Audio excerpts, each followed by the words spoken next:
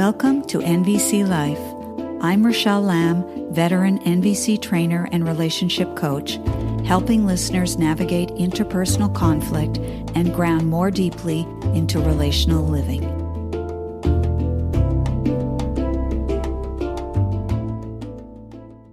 Greetings, fellow humans. In this episode, I want to take a look at the word needs. Needs are central to the nonviolent communication process, and let's start with the etymology of the word need. Now, I'm probably not going to get the pronunciation right for some of these Middle English, West Saxon, Old Frisian, Gothic words, but let's try. So this is from Etymology Online. Need, the noun. Middle Eastern nede, from Old English nied, West Saxon ned, Mercian. And in quotes, what is required, wanted, or desired, necessity, compulsion, the constraint of unavoidable circumstances, duty, hardship, emergency, trouble, time of peril or distress, errand, business. Originally, violence and force. I want to underscore that. Violence and force. From Proto-Germanic nothes, nodis, which comes from Old Norse, distress, emergency, need. Old Frisian ned, force, violence, danger, anxiety, fear, need. Middle Dutch, nood, need, want, distress, peril. Old High German, not, need, distress, necessity, hardship. Gothic, nalps, need. Then there's another paragraph where it says this is apparently from a root nauti, N-A-U-T-I, death, to be exhausted. And on it goes. But what I wanted you to see was the origins of the word. And then later, from 12th century, the meaning moves to lack of something that is necessary or important, state or condition of needing something, also a necessary act, required work, or duty, meaning extreme poverty, destitution, want of means of subsistence, is from early 14th century.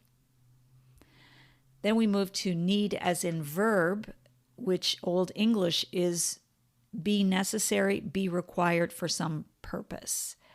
Require, have a need of.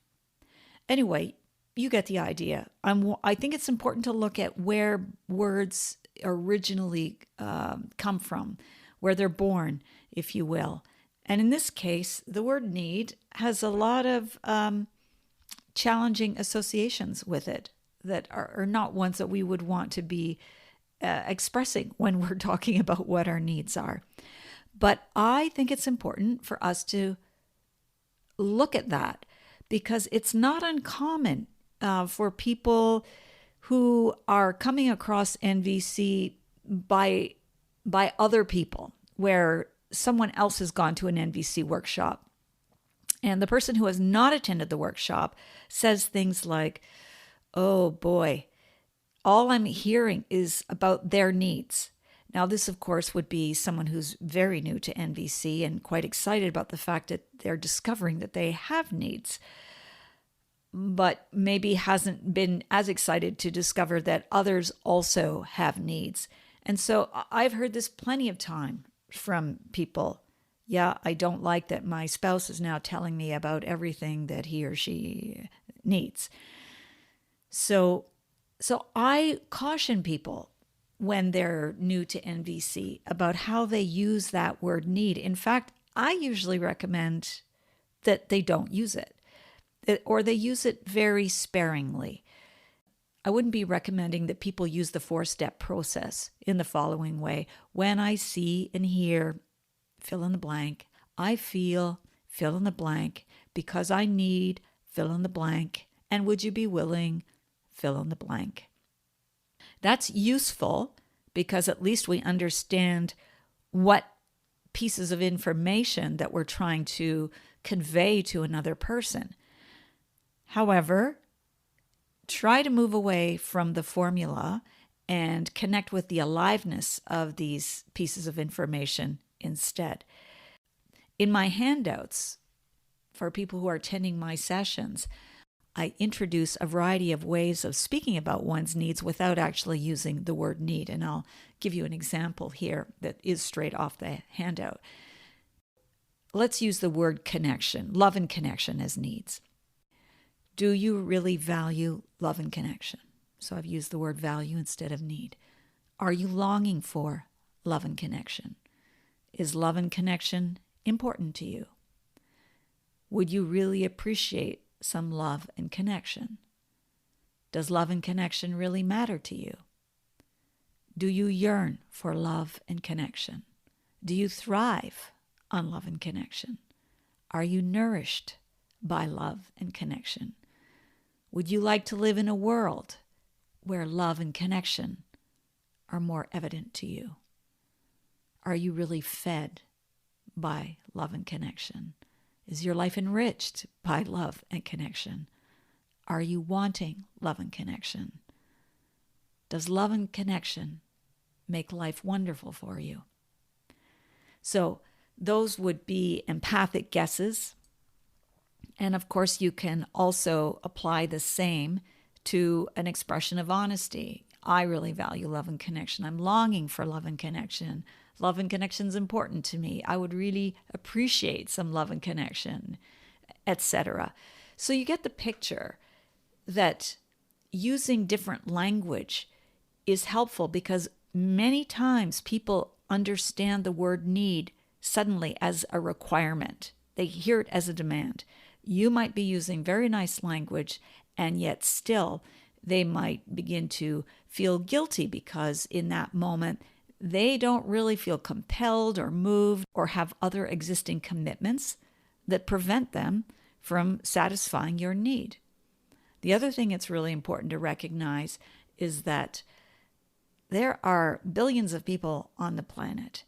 And as Marshall would say, when we think that our need can only be met by one person, what we're doing is we're taking an abundant universe and introducing scarcity.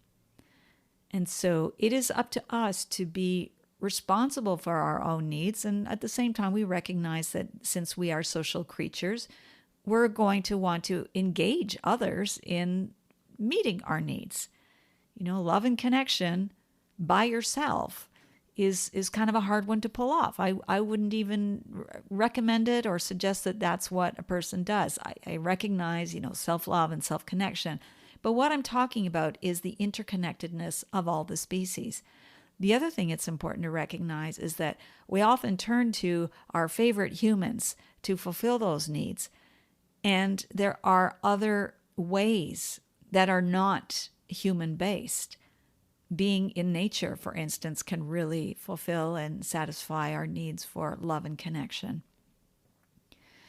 So can prayer satisfy a need for love and connection. So can gratitude, just an expression of gratitude, whether you're with others or you're outside, just appreciating a sunset, for instance.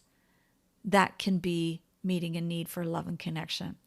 Now, I want to say here that as I'm saying, meeting needs for love and connection, I personally don't find that language all that compelling. It brings me to the focal point, which in this case, when we're talking about our needs, is ourself. And I really encourage people to start to think beyond that. So instead of thinking about what do you need right now? What are my needs right now? What about what is needed right now? To put it in a broader context, because if we attend to what is needed, we are not left out of that equation. However, it's very easy for us to speak about our personal need for love and connection. And even if we're doing it in a really beautiful, heartfelt, genuinely connecting way, another person might not live in that particular ecosystem, if you will. They might actually find it really off-putting. There are other ways to speak about or have the needs for love and connection attended to without even using the language. It might be the way you look at someone. It might be a meal you prepare for someone. It might be a gift that you offer. It might be something that you do for another person.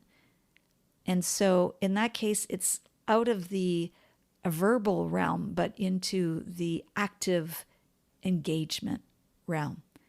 Even saying, I really miss you, or I'm going to miss you so much while I'm away, or while you're away. Simply saying things like that, which are expressions themselves of love and connection, so that we don't end up finding ourselves in this very confining, limiting, narrow space where I'm not really connecting with you because you're not using the formula that I expect you to use.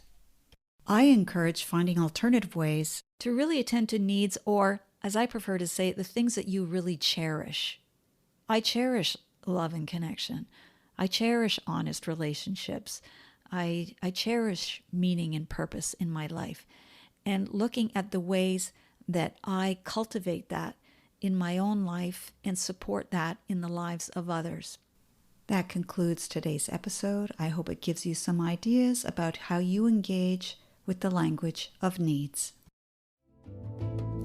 Thank you for tuning into NVC Life. For future episodes, be sure to subscribe on iTunes, Spotify, or YouTube. For free resources or to book a private session with me, head over to RachelleLamb.com. Until the next time, stay sane, grateful, and generous.